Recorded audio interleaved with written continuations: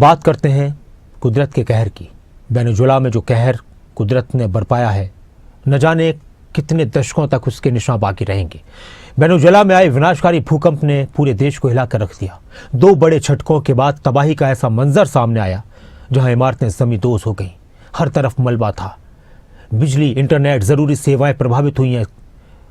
मलबे में अभी भी हजारों लोगों के फंसे होने की आशंका है, हजारों जिंदगियों के फंसे होने की आशंका है। राहत बचाव कार्य लगातार जारी है। इस मुश्किल घड़ी में दुनिया के कई देशों ने वेनेजुएला की मदद के लिए हाथ आगे बढ़ाए हैं। भारत ने भी ऑपरेशन अमिस्ताद के तहत राहत सामग्री और मेडिकल सहायता वहां पर भेजी है। ये रिपोर्ट देखिए। वेनेजुएला में भूकंप से हाहाकार। वेनेजुएला से सामने आई विनाश की तस्वीरें। भूकंप के बाद बड़ा संकट। दक्षिण अमेरिकी देश वेनेजुएला में आए भूकंप में अब तक हजारों लोगों की मौत हो चुकी है। हजारों लोग घायल हैं।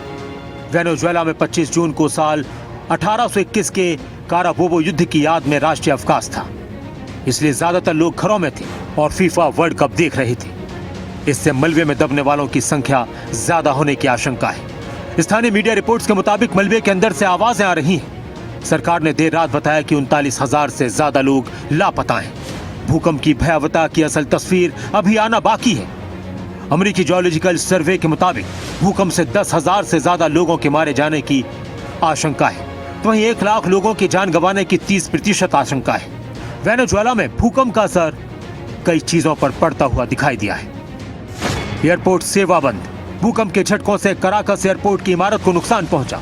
छत के कई हिस्से गिरे। उड़ानों को अस्थायी रूप से रोका गया है। बिजली की सप्लाई बंद। बिजली लाइन और सब स्टेशन को नुकसान पहुंचा है।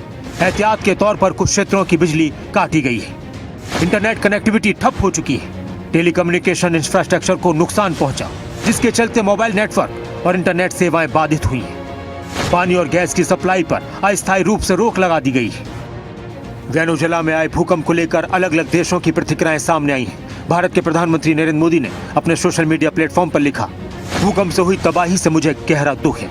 वेनेजुएला में आए जबरदस्त भूकंप से हुई तबाही ने मुझे गहरा दुख पहुंचाया है। भारत के लोगों की ओर से मैं वेनेजुएला की सरकार और वहां के लोगों के प्रति और खासकर उन परिवारों के प्रति अपनी गहरी संवेदना व्यक्त करता हूं जिन्होंने अपने प्रियजनों को खो दिया है। हम घायलों के जल्द ठीक होने की प्रार्थना करते हैं और इस मुश्किल समय में सभी प्रभावित लोगों के साथ एकजुटता से खड़े हैं।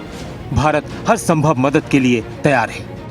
वहीं भारत ने भूकंप प्रभावित वेनेजुएला की मदद के लिए ऑपरेशन अमिस्ताद शुरू किया है। विदेश मंत्री एस जयशंकर ने बताया कि भारतीय वायुसेना के 2 C-17 विमान भारतीय सेना की फील्ड हॉस्पिटल यूनिट और 35 टन से ज्यादा राहत सामग्री लेकर वेनेजुएला के लिए रवाना हो चुके हैं। उन्होंने कहा कि भारत इस कठिन समय में वेनेजुएला के साथ खड़ा है और राहत बचाव कार्यों में हर संभव सहयोग देने के लिए प्रतिबद्ध है। अमेरिकी राष्ट्रपति डोनाल्ड ट्रंप ने भी इस हादसे पर दुख जताया। उन्होंने लिखा, हमने 1 दिन से भी कम समय में वेनेजुएला की स्थिति संभाल ली है। वहां से तेल आ रहा है और हमारे उनके साथ अच्छे संबंध हैं। हम उनकी मदद करेंगे। हमने वो काम कर दिखाया। इससे पहले अमेरिकी विदेश विभाग ने कहा था कि हम वेनेजुएला को $150 मिलियन यानी करीब 1400 करोड़ रुपए की मदद देंगे। साथ ही अमेरिकी रक्षा मंत्रालय वेनेजुएला को एयरक्राफ्ट देगा ताकि घायलों को जल्द से जल्द सहायता मिल सके। वेनेजुएला में आए विनाशकारी भूकंप के बाद अमेरिका में रह रहे वेनेजुएला के मूल लोग पीड़ितों की मदद के लिए आगे आए हैं। वो दवाइयां, पानी, पैसे और अन्य जरूरी सामान जुटा रहे हैं, लेकिन राजधानी कराकस का मुख्य हवाई अड्डा क्षतिग्रस्त होने की वजह से राहत सामग्री भेजने में मुश्किल आ रही है। दुनिया में सबसे घातक भूकंप म्यांमार और थाईलैंड। 28 मार्च 2025 7.7 तीव्रता का भूकंप शान राज्य और सीमावर्ती इलाकों में आया, जिसमें 5,456 लोगों की मौत हुई थी। कई समुदायों में भारी ढांचागत नुकसान हुआ था। हेरात, अफगानिस्तान। 7 अक्टूबर 2023 हेरात से 14 किलोमीटर दूर 6.3 तीव्रता का भूकंप आया था, जिसमें 1,482 लोगों की मौत हुई थी।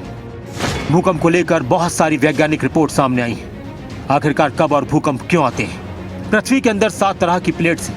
ये प्लेट्स लगातार घूमती रहती हैं। ये प्लेट्स ज्यादा टकराती हैं, वह जोन फॉल्ट लाइन कहलाता है। बार बार टकराने से प्लेट्स के कोने मुड़ते हैं। जब ज्यादा दबाव बनता है तो प्लेट्स टूटने लगती हैं। नीचे की ऊर्जा बाहर आने का रास्ता खोजती है और इसी की वजह से भूकंप आता है। कैसे मापी जाती है भूकंप की तीव्रता? भूकंप की जांच रिक्टर स्केल पर होती है। इसे रिएक्टर मैग्नीट्यूड टेस्ट स्केल कहा जाता है। रिएक्टर स्केल पर 1 से 9 तक के आधार पर भूकंप को मापा जाता है। भूकंप को इसके केंद्र यानी एपिसेंटर से मापा जाता है। भूकंप के दौरान धरती के भीतर से ऊर्जा निकलती है और उस ऊर्जा की तीव्रता से इसको मापा जाता है। इसी तीव्रता से भूकंप के झटके की भयावहता का अंदाजा होता है। वेनेजुएला में आए विनाशकारी भूकंप ने भारी तबाही मचाई है। राहत और बचाव अभियान युद्ध स्तर पर जारी है, लेकिन मलबे में अभी भी हजारों जिंदगियों के फंसे होने की आशंका है। दुनिया के कई देश वेनेजुएला के प्रति संवेदना व्यक्त कर रहे हैं, हर संभव मदद का भरोसा दे रहे हैं। ईश्वर से दुआ है कि जल्द से जल्द वेनेजुएला के हालात बेहतर हो जाएं और जो लोग मलबों में दबे हुए हैं उनको सुरक्षित बाहर निकाला जाए। न्यूज़ डेस्क खबर अभी।